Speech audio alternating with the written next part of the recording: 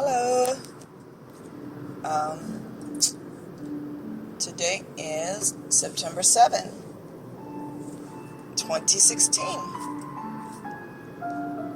And we want to talk about just some thought that just passed through. So I want to talk about it. Which is, what if the goal is to not have a goal? To whether it is to feel a certain way, to not feel a certain way, to do a certain thing, to not do to reach a certain destination, whatever it is, big or small, great or small. What if the goal is just to live and you let flow guide you to the next? Because isn't that the Buddhist way of thinking, that it is desire that is the ultimate cause of our suffering? And what is desire? We always think desire is, we have this picture that we put on it.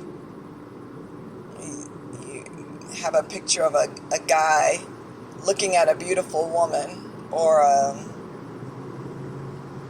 even a woman passing by a shop and looking in the window longingly at an item on display, or whatever,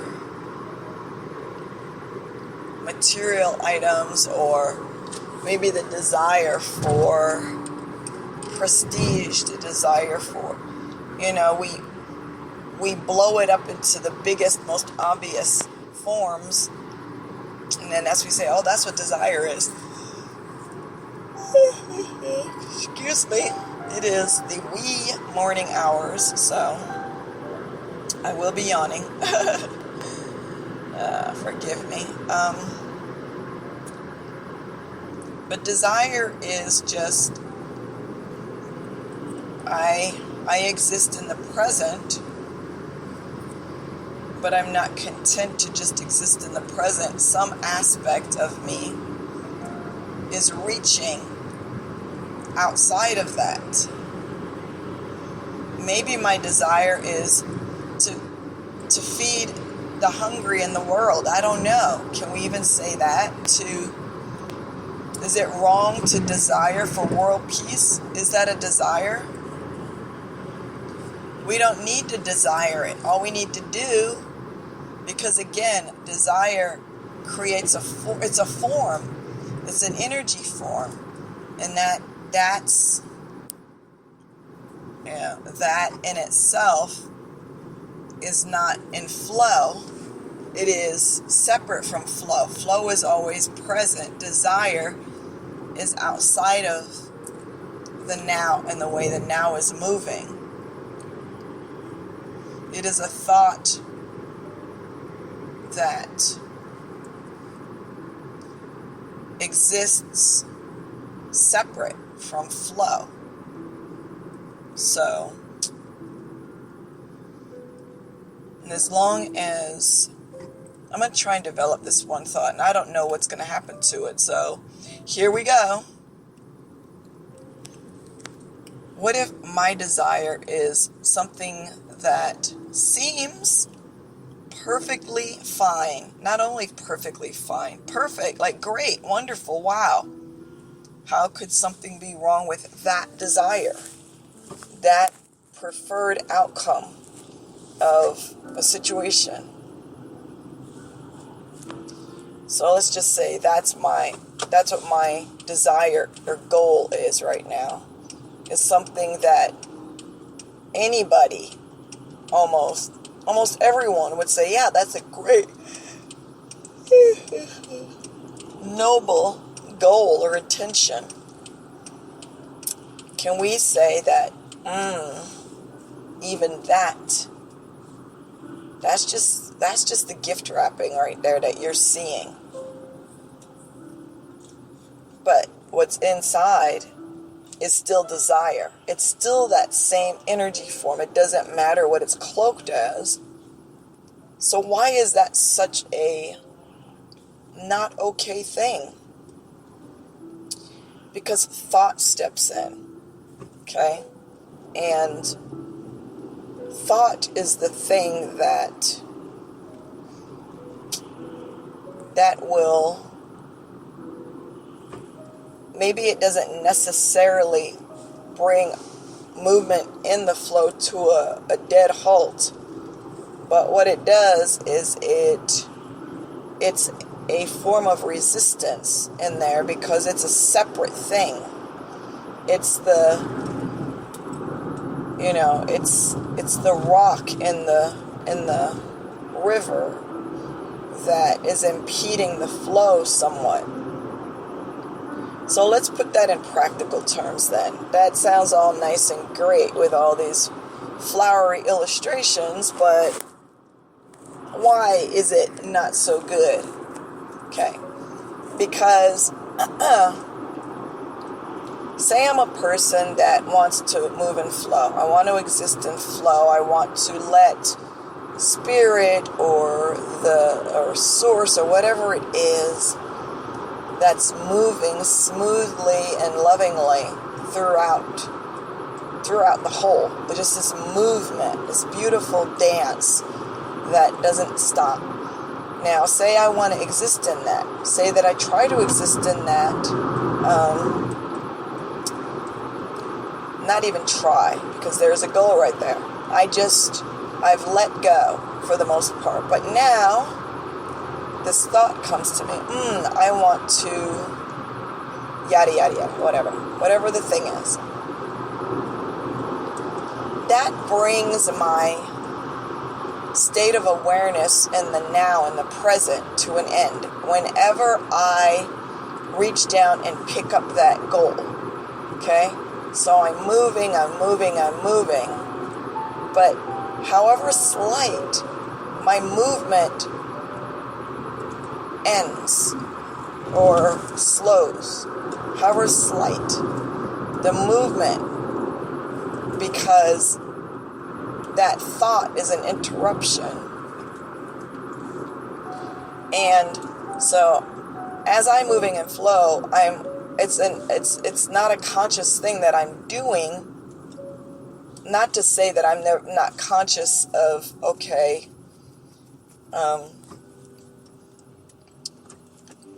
doing something that is beneficial. But what it is when I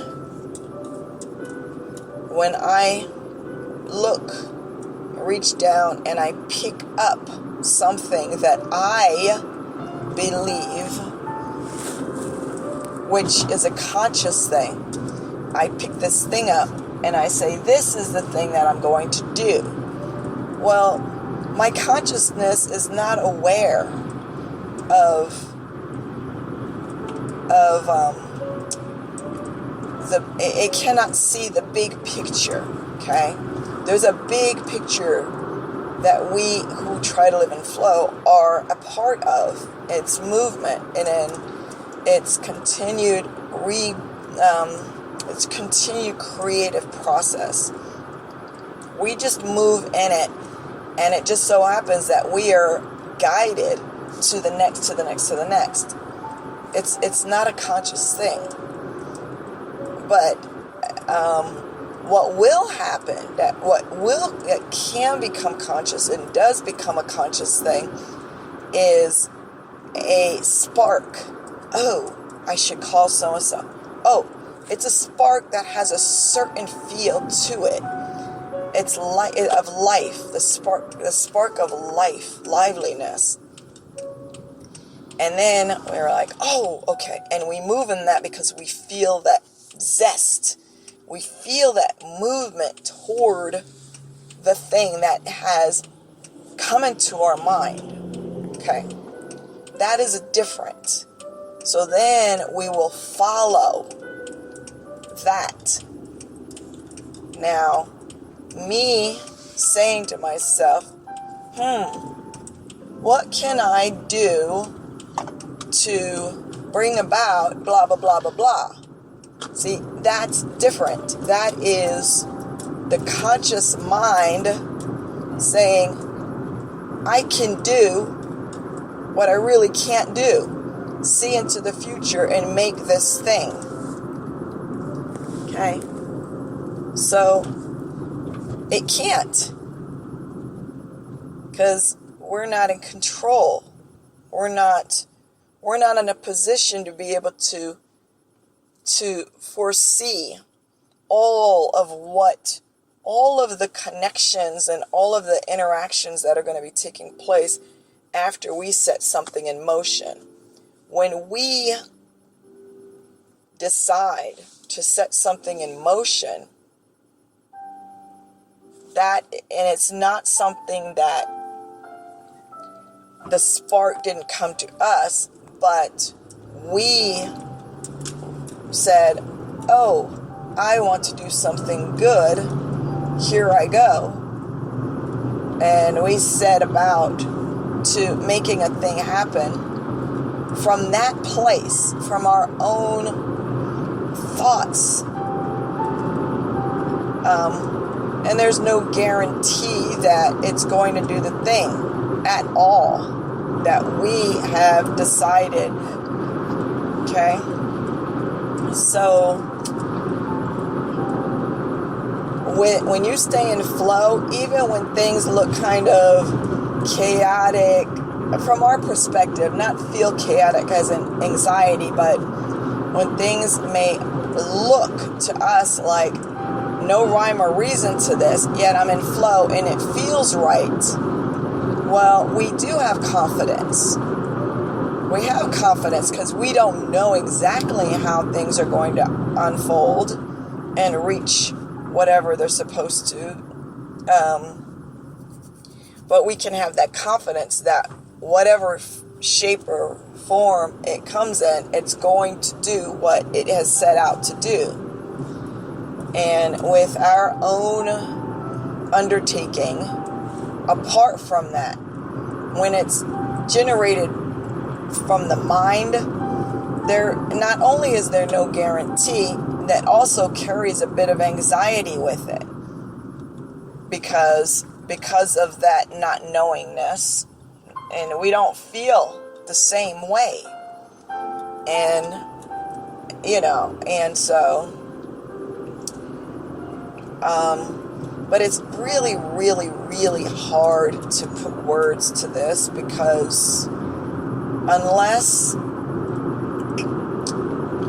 you understand the language of the new way, I guess, which is how spirit speaks. It's a language that creates itself in the moment, and it's not a language that's set in stone somewhere, and you go back and you reread it, you go back and you reread it, and you go back and you reread it. It's not that at all. It's an alive, it's the language of like photosynthesis in a plant. The language is communicated on the spot, and as the language is communicated, the life creates the thing that is communicated. There's no lapse. There's no time for it. It all happens within it. The communication is the doing, and that's how the spirit communicates. It's always fresh, and it's alive. And if we don't speak that language where we can receive it, if we're still speaking the old dead language of this place, it doesn't process the same, because it won't process because no, not yet, I'll need to get over it. Because we're still filtering. The old language filters through using memory, but the new language it doesn't do any of that stuff. And it, Lord, where are you going? I don't like to fuck with buses, man, because school buses especially. You don't want to be the cause of that accident. Like, goddamn, you loser. No, I'm kidding. Ha, just kidding. In a way. So, if we're trying to process the new through the old, it just doesn't. It's just like trying to, just think of some kind of something in technology. God damn, you're flying. No. People they think the most important thing is their own personal agenda, even if other people are at risk. Anyway, so that's why it's difficult sometimes to put these things to words, because putting it to words,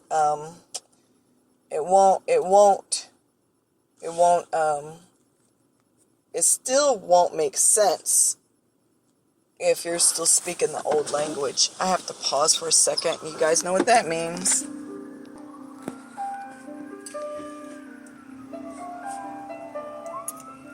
Just a moment. Ha, we did it. I know there was going to be a little blip in the middle there, but sorry.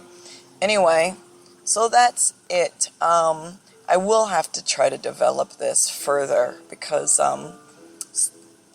but we can't do it too much because it is what it is. And if it doesn't resonate, then you don't try to force it. If I don't read a certain language, it doesn't matter if I go, if I look at the words for the rest of my entire existence, if I don't speak the language, it's never going to make sense to me. And it's just about language. It's not about higher, lower, or anything like that. At least not in my, for me, it's just about different. And there are things that some people speak about, stuff like this kind of stuff, that, just does not make sense to me. Sometimes I'm scratching my head and I'm like, okay, not getting this. But I don't even try. I just say, not getting this. I gotta pause again, you guys. You're gonna hate me. Sorry. And I'm back. I don't even spend time thinking, oh, this person doesn't know what they're talking about, or anything like that. Usually I'm thinking, okay, that's just something that's not being shown to me. I don't get it, and that's it. It doesn't have to be because the other person's a moron or doesn't know what they're talking about and they're just blowing smoke out their ass. It doesn't have to mean anything. We don't have to put implications on it. It just, some things don't resonate with us.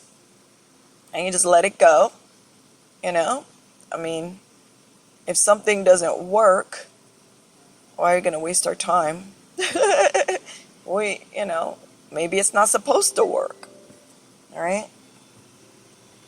So if anything I'm saying here doesn't resonate, that's okay. Just, you probably, if it didn't resonate, this person has turned it off long ago. But that's all right, That's like expecting every single person to think and feel and act and speak the same exact way.